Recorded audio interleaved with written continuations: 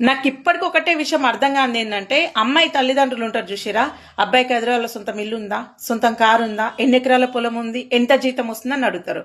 ఎంతసేపు నా అబ్బాయికి హైదరాబాద్లో సొంతం ఇల్లు ఉందా అని అడుగుతారు. మళ్ళీ ఇంకా విచిత్రం ఏంటంటే, ఈ అమ్మాయి తల్లిదండ్రులు ఉండేది ఒక కిరాయి ఇంట్లోనే. మరి 50 ఏండ్లోనివి నువ్వే హైదరాబాద్లో సొంతం ఇల్లు సంపాదలేకపోయినవే, మరి నీలో సగము 25 ఏండ్లు ఉన్నోడు ఎట్లా సంపాదిస్తాడు అనుకుంటారు?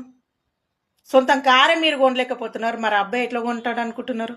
ఎకరాల పొలం మీరే సంపాదలేకపోతే, అర్ధ ఎకరం భూమి మీరు కొనలేకపోయారు, మరి వాడు ఎట్లా సంపాదిస్తాడు? ఇవన్నీ సంపాదించాలంటే వాడు బ్యాంకు కన్నమన్న వేయాలి, దొంగ అన్నయ్య ఉండాలి, కబ్జాలు చేసేటోడన్నైనా ఒక రౌడీ షీటర్ అన్న ఉండాలి. కొంచెమైనా తెలివితోటి ఆలోచించండి. ఆస్తిని చూసి కాదు ఇచ్చేది, అందాన్ని చూసేది కాదు, గుణాన్ని చూసి అప్పుడు నీ బిడ్డ బాగుపడుతుంది. ఎంతసేపు నా అబ్బాయి ఎంత సంపాదిస్తుండే, ఏం చేస్తుండే, అదే సంపాదన ఒకటే చూస్తున్నావు. నీ బిడ్డను ఎట్లా చూసుకుంటారని మాత్రం చూడు. వాడు పెద్ద అపార్ట్మెంట్ ఉన్నా, 10 ఎకరాల భూమి ఉన్నా, 1 నెలకు ₹1,00,000 సంపాదించినా కానీ లాస్ట్కి వచ్చే వరకు అన్నమే తింటాడు. వాడు కూడా గడ్డేం తిన్నాడు. 50 ఏండ్లు నువ్వే హైదరాబాద్ ఇల్లు కొనలేకపోతున్నావు, 25 ఏండ్లోడు ఎట్లా కొంటాడు? కొంచెమైనా దిమాగ్ పెట్టుకొని ఆలోచిస్తే ప్రతి ఒక్క జీవితాలు బాగుంటాయి. పిల్లనిచ్చే ముందు అందాన్ని, ఆస్తినిగా చూసేది, గుణాన్ని చూసి అప్పుడు నీ బిడ్డ బాగుంటుంది. నీ బిడ్డతో పాటు మీరు కూడా మనశ్శాంతిగా ఉంటారు.